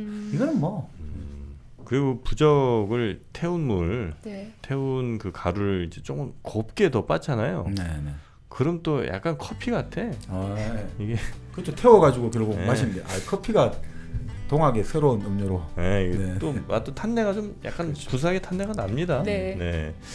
그래서 이쯤에서 예전에는 어렵게 그렇게 부적 갈아서 커피를 드셨다. 이제는 뭐 그렇게까지 하실 필요 없고요. 네. 1kg 커피가 드립백 그리고 콜드브루 또 원두 이렇게 다양한 형태로 여러분의 가정까지 배달을 해드리고 있으니까 편하게 집에 앉아서 동학의 건강한 물을 한번 경험해 보시면 어떨까 하는 생각이 좀 듭니다. 1kg 커피의 그 대표님이 이상호 대표님이라고 아주 그 커피에 우리나라 뭐 1세대까지라고 말 못해도 하여튼 굉장히 하여튼 원두 커피 쪽은 굉장히 앞서 보입니다. 네, 그래서 원두 커피 전 세계에서 가장 좋은 원두를 이렇게 잘 찾아다니시고 항상 그래서 이 동학의 정성과 네. 공경이 중요하다고 하셨잖아요. 네. 이 대표님께서 커피 하나하나 원두를 찾으실 때도 온 정성을 다 하시기 때문에 훨씬 더 맛과 그 매력이 정말 풍겨 나오는 것 같아요. 네. 이분은 커피를 공경하시더라고요. 원두 하나하나에 막 이렇게 볼 때마다 이렇게 막 기도하시고 그런 정성과 공경이 네. 지금 1kg 커피를 만들고 있습니다. 네. 자, 여러분도 1kg 커피 그 힘들게 만든 거 편하게 또 합리적인 가격으로 즐기시면 좋을 것 같습니다. 1kg 커피는 포털 사이트에서 1kg 커피 검색하시거나 아니면 앱을 다운로드 받으시면 되겠습니다. 그게 사실 이제 뭐 성경의 의미를 우리가 조금 이제 한번 지금 되새겨 보자면 네. 성이라는 게 정성스러울 성자가 보면 말씀 은자에다가 이룰 성자잖아요. 네. 결국 말을 이루어내는 거죠. 그게 결국 성실한 거거든요. 네. 우리가 성실하다는 건 결국 뭐겠습니까? 결국 말한 것과 행한 것이 결국 일치하는 거거든요. 그러니까 그것을 거짓말하지 말라는 거죠, 사실. 그 거짓이 없을 때, 네 말과 행동에 거짓이 없을 때 네. 결국 그것은 우주의 어떤 천리를 지키는 거다. 우주는 거짓말 안 하잖아요. 하늘은 거짓말 안 하잖아요. 비가 올 때 되면 비가 오고 해가 뜨고 달이 뜨고 이게 다 지켜내잖아요. 그 성실하게 거짓 없이 한다는 거죠. 네. 그걸 닮으라는 거고 경이라는 것 한자를 보면 이 경은 이제 그 일본 시라카 시즈카 같은 분들이 이제 예전에 금성문각 고금 그 뭡니까 그 은나라 때 그 갑골문자? 갑골문 갖고 한거 네. 보니까 경자가 공경할 경자가 뭐냐면 제사를 지낼 때 옛날 그 제사를 지낼 사람 목을 베고 목에서 피가 떨어지잖아요. 그 피를 담는 그릇을 공경 그 경자가 그 모양을 형상했거든요. 목에서 이제 제사를 지낼 때 피가 떨어지잖아요. 그게 이제 경자거든요. 그래서 이제 우리 유학에서 귀신을 경이 원제 경원하란 말 나오잖아요. 경원하라. 네. 공경하되 멀리 있으라는 거죠. 가까이 있으면 위험하죠. 다치니까. 경원해라. 그러니까 귀신은 경원해라. 공경하되 멀리 두라. 가까이 있으면 다칠 때. 네. 그러니까 경의 의미는 뭐냐면 그러니까 이게 지금 목이 뚝뚝뚝 떨어진다 생각해 보세요. 여기 옆에. 그럼 어떻게 되겠습니까? 여기에 함부로 이것저것 딴 생각하다는 큰 화를 입겠죠. 항상 딱 어떻게 보면 여기 말대 집중. 딴 데 마음 두지 말고 딱 지금 일어나는 진짜 이 제사를 지낼 때 온 마음을 지내야 집중해야 될 거 아닙니까? 목에 피가 정말 그 뭐 있을 수 없는 옛날에 야만적인 거지만 목에 피가 떨어지는 그만큼 이 어떤 생명과 관련되는 건데 내가 딴 데 마음이 흐트러지고 딴만 보면 큰일 나잖아요. 그 정도의 어떤 성과경이라는 거 아닌가. 네. 자 그러면서 이제 이 성과경을 딱 말하는 거죠. 결국 그러니까 내가 봐, 자 하나님이 나타나서 말씀을 물어보니까 수학은 아니라고 X. 자 그 상태에서 뭐냐라고 하니까 영부를 줬어. 네. 근데 그 영부를 가지고 내가 먹어보니까 내가 옥골선풍으로 변했어. 그리고 사람들한테 주니까 사람들이 좋아했어. 좋아하는데 맞아요. 어떤 사람 또 안 돼. 네. 따져보니까 성과경이 모자란 거야. 자 그래서 내가 어떻게 하느냐. 지금 내가 다 이 세상을 한번 관찰해 보니까 네. 우리나라는 나쁜 질병이 사회 곳곳에 가득 차가지고 백성이 하루도 편할 날이 없고 정말 다 상처받아가지고 우리 이 막 어마어마한 이제 위험이 지금 다가오고 있다 지금 우리나라에.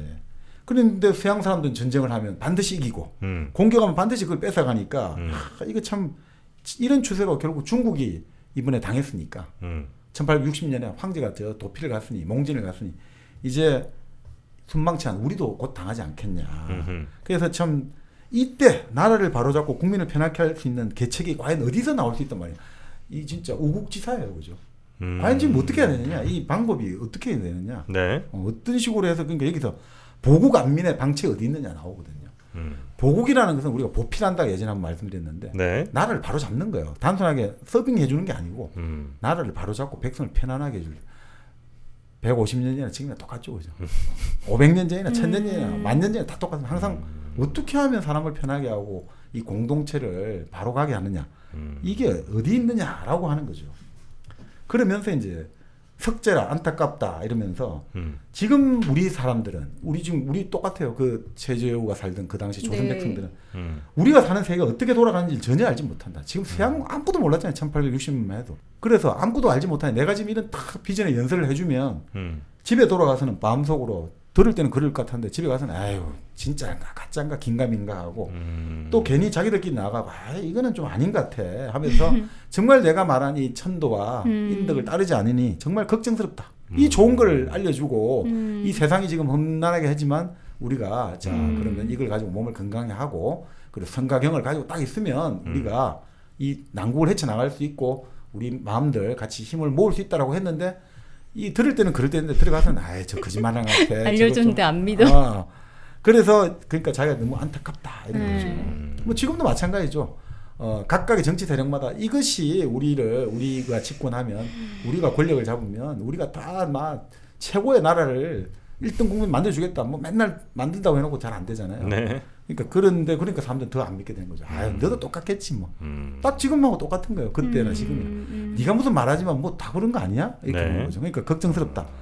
근데 문제는 세상에서 현명하다는 사람마저 내 말을 듣고도 자기들의 선입견. 그러니까 지식 있는 사람이 더 무섭다는 거죠. 그러니까 니체도 그런 이야기 하는데 어중간하게 아는 것보다는 무식한 게 100번 낫다고 하거든요. 도화지가 낫다. 네. 네. 한 권 읽는 게 제일 위험하다는 거죠.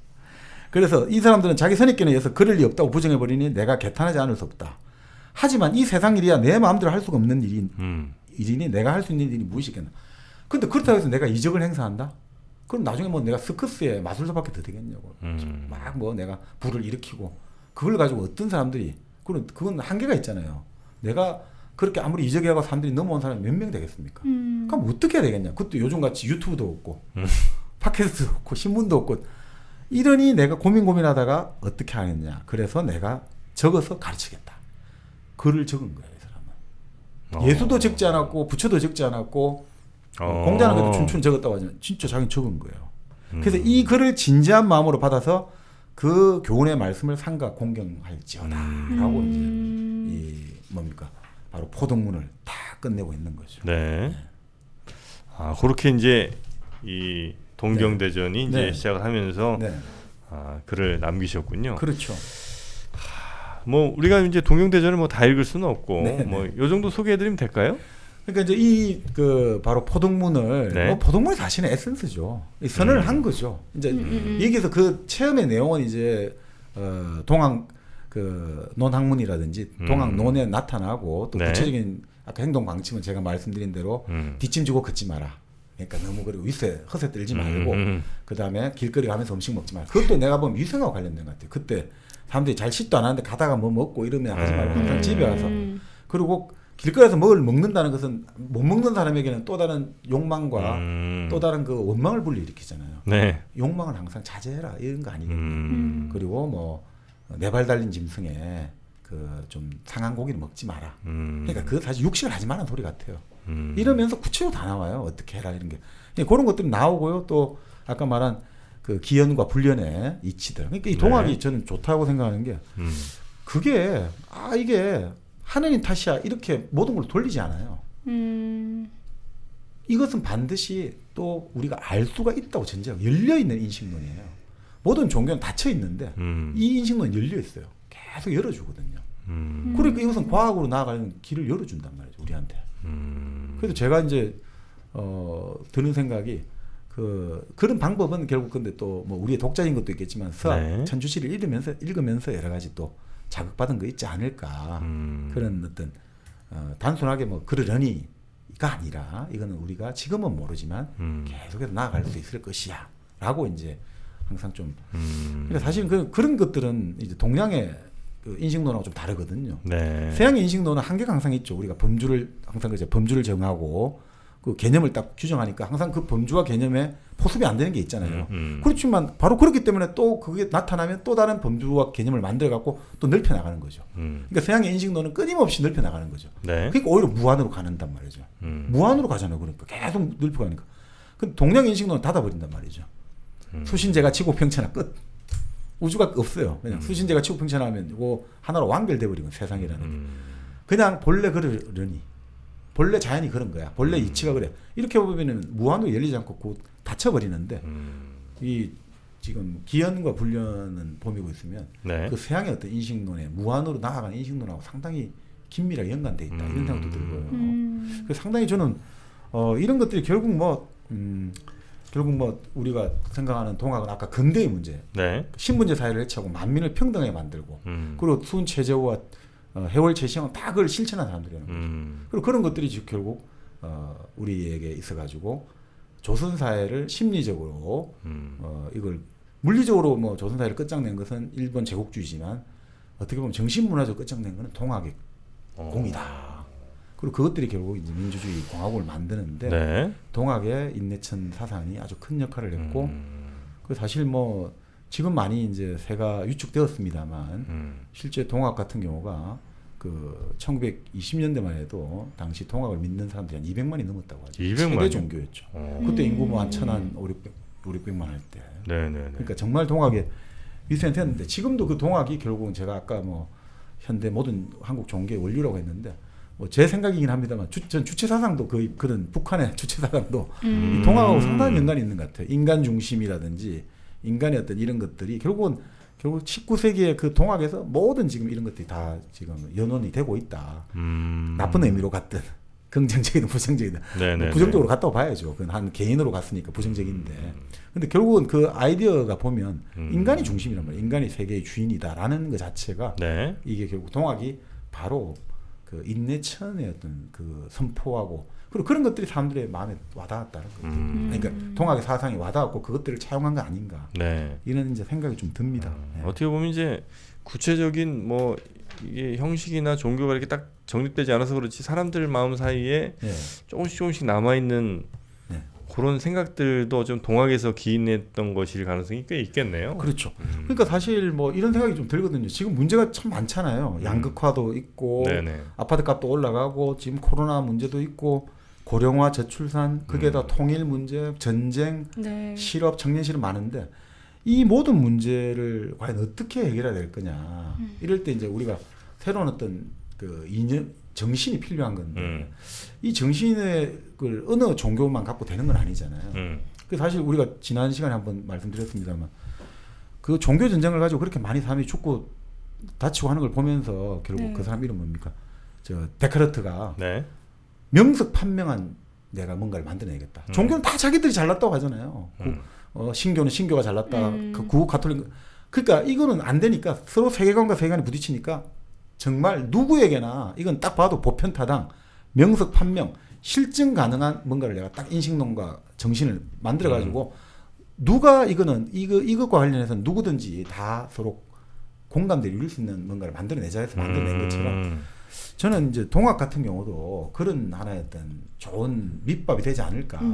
그것은 오히려 남한과 북한 이걸 지금 아우를 수 있는 걸도 될 수 있는 것 같기도 하고요. 네네네네. 그리고 또 이게 동양과 서양 그걸 같이 아우를 수도 있고. 왜냐하면 사람이 하늘이란 것들이 결국 지금 서양에서 말하는 그 생태주의, 네. 생태하고 다 연결되는 거거든요. 네네. 그리고 여긴 나중에 이제 해월 제시형 같은 경우는 이제 세상 만물이 다 하나님인 거예요. 그래서 하나님은 하나님 이식 위천 우리 먹는 것으로 하늘을 삼다 했거든요. 우리 짐승 먹는 것도 다 하늘이란 말이죠. 밥 먹는 것도 하늘이고 다 하늘이란 말이죠. 그러니까 이까지 나아가는 거니까 이 동양과 서양의 어떤 지금 현재 어떤 지구의 환경의 문제나 네. 빈곤의 문제나 이까지도 다 같이 포괄하는 정말 광활 지극 정말 이게 뭐 무극대도라고 최재훈은 했습니다만 정말 이 광대무변한 큰 정신이 될 수도 있다 이런 생각이 들고 이것이 이제 지금 우리 땅에서 났다는 것은 아주 자랑스러운 일이 아니겠나 이런 생각은 좀 듭니다. 네. 국뽕을 떠나가지고.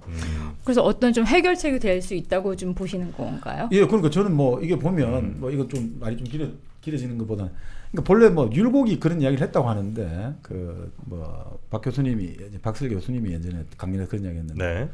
그 우리나라는 율곡성이 옛날 그런 이야기했다고 해요. 우리나라는 창업 세력도 있고 수성하는 세력도 있다 이거죠. 그러니까 뭐냐면 우리가 예전에 뭐 그 역사 보면 배우잖아요. 창업이 있고 수성이 있다 이거죠. 그러니까 재벌 2세가 창업을 하고 그다음 지켜야 된다 이거죠. 1세가 창업하고 2세가 이세가 수성하죠. 수성하고, 예. 그런데 뭐 나라로 봐도 창업 세력은 뭐냐면 이제 그 재밌는 말 하는데 쿠데타 세력들이죠. 그 이성계 이런 사람들 창업해서 쿠데타 했잖아요. 예. 근데 수성은 하죠. 수성은 누가 하느냐? 관료들이 하는 거예요. 공무원들이 하잖아요. 관료들, 신하들이. 근데 문제가 경장 세력이 없다는 거예요. 개혁 세력이 없다는 거예요. 창업과 수성은 하는 사람인데 개혁이 없기 때문에 지금 이 문제를 개혁을 해야 되는데 개혁을 못 한다는 거죠. 계속 이런 것들이 반복된다는 거죠. 근데 그 개혁 세력은 뭐냐면 이론도 있어야 되고 실무도 할 줄 알아야 되는 거죠. 이론도 해야 되고 책만 읽어서도 안 되고 실무만 해서도 안 되고 이론과 실무를 다 같이 거기에다 도덕성과 능력을 겸비해야 된단 말이죠. 그런 집단을 만들지 못하면 이 나라가 망한다는 거거든요. 네네네. 그러니까 그런 면에서 이제 사실 이제 동학이 내세우는 게 아까 여러 가지가 있습니다만 근대와 탈근대의 과제를 내세울 수 있고 네. 그 동학은 결국 사람을 신비하지 않단 말이에요. 지도자를 신비하지 않거든요. 아주 상식적인 사람들을 그리고 있고 네네. 그리고 그런 사람들이 기본적으로 이제 흔히 말하는 동학은 제사를 지낼 때도 나중에 해월 최신을 했지만 우리 항벽들이 벽 보고 지내잖아요. 우리 항상 그 제상을 차리고 신주 위패 올리고 그죠? 지방 쓰고 제사를 지내는데 최정성은 향화설이 나로 제사를 지내라 했거든요. 나를 향해서 제사를 지내라. 왜냐하면 이 조상을 통해서 이루어진 게 내란 말이에요. 내란 몸이란 말이에요. 그러니까 뇌를 잘 관리하는 게 조상의 뜻을 이어받는 거예요. 그러니까 벽을 보고 지내지 말고 나를 보고 지내라는 거예요. 그리고 제사를 지낼 때 찬물 한 그릇, 처음엔 찬물 한 그릇 뜨고 나중에 생쌀만 뜨고 그냥 지내면 된다. 네. 허례의식이나 이런 개념이 아닌 거죠. 그러니까 참 여자분들한테 참 좋은 것 같아요. 그건 너무 좋다. 네. 찬물 한 그릇 뜨고 네. 향화술이 내가 잘 되는 게 내가 항상 조상의 뜻과 이런 가르침을 생각하면서 경과 말로 성을 살아가는 사람이 그게 바로 조상의 뜻을 내가 살려주는 길이다. 조상들의 총화가 또 나니까. 그렇죠. 네. 그 동학에서는 아까 말한 영세불망 만사지라는 게 영세불망이 영원한 삶이 아니에요. 내가 한평생 살아가면 되는 거라는 거예요.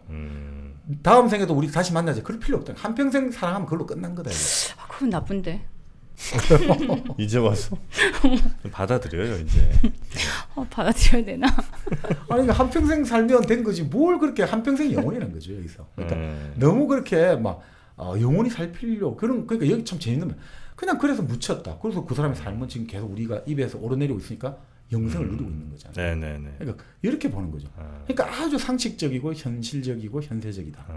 합리적이라는 거죠.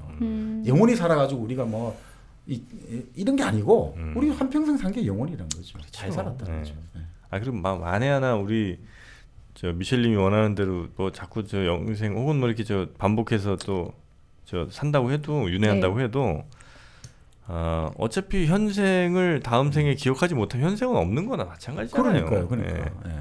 무슨 의미가 있겠어요? 우리가 그래도 태어나고 싶은데. 태어나라. 한번 태어나게 해줄게요. 그러면. 예. 자, 감사해요. 다음엔 뭘로 태어나고 싶어요? 정프로? 그건 아닌 거. 그렇다고 칩시다. 아, 그럴까요? 네. 네. 근데 뭐 보면 우리가 만약에 이제 다음 생이 있다면 다음 생에 태어날 때 우리 인간 항상 영적으로 더 진화를 한다고 하더라고요. 그럼 정박님은 태어나셔야 돼요. 아니 그게 아니고 네. 그 도덕적인 진화를 한다는 거죠.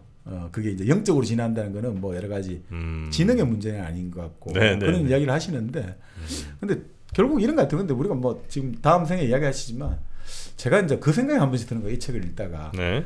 부모가 아이한테 야 우리만 잘 먹고 잘 살면 돼.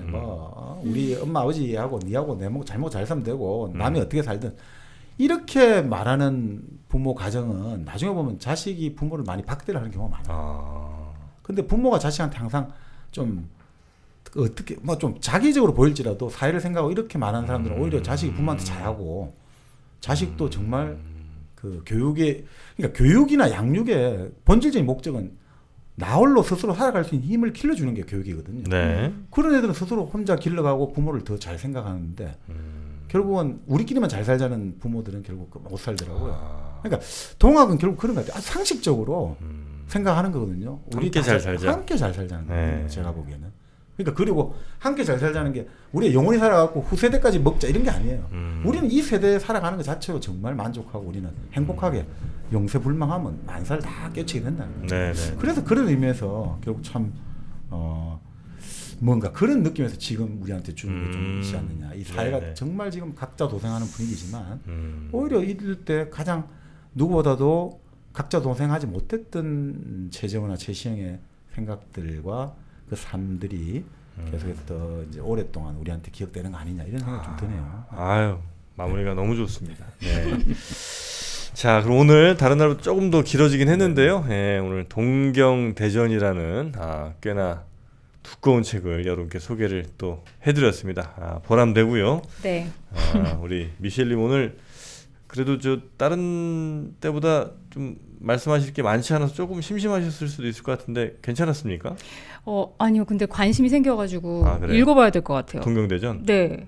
왜냐면 지금 너무 겉핥기처럼 들었는데 어. 어디가 상식적이고 함께 잘 살 수 있는지 한번 네. 파고 들어가 볼까. 알겠습니다. 자, 미셸님 다음에 또 멋진 동학 시민이 돼서 나타나 주시길 바라겠습니다. 동학 개미들은 제가 또 잘 끌고 가겠습니다. 자, 오늘 우리 미셸님도 함께해 주셔서 대단히 감사하고요. 네, 감사합니다. 정박님 고생 많으셨고요. 네, 시청해 주신 여러분 다시 한번 깊은 감사 말씀드리겠습니다. 고맙습니다. 고맙습니다. 네. 감사합니다.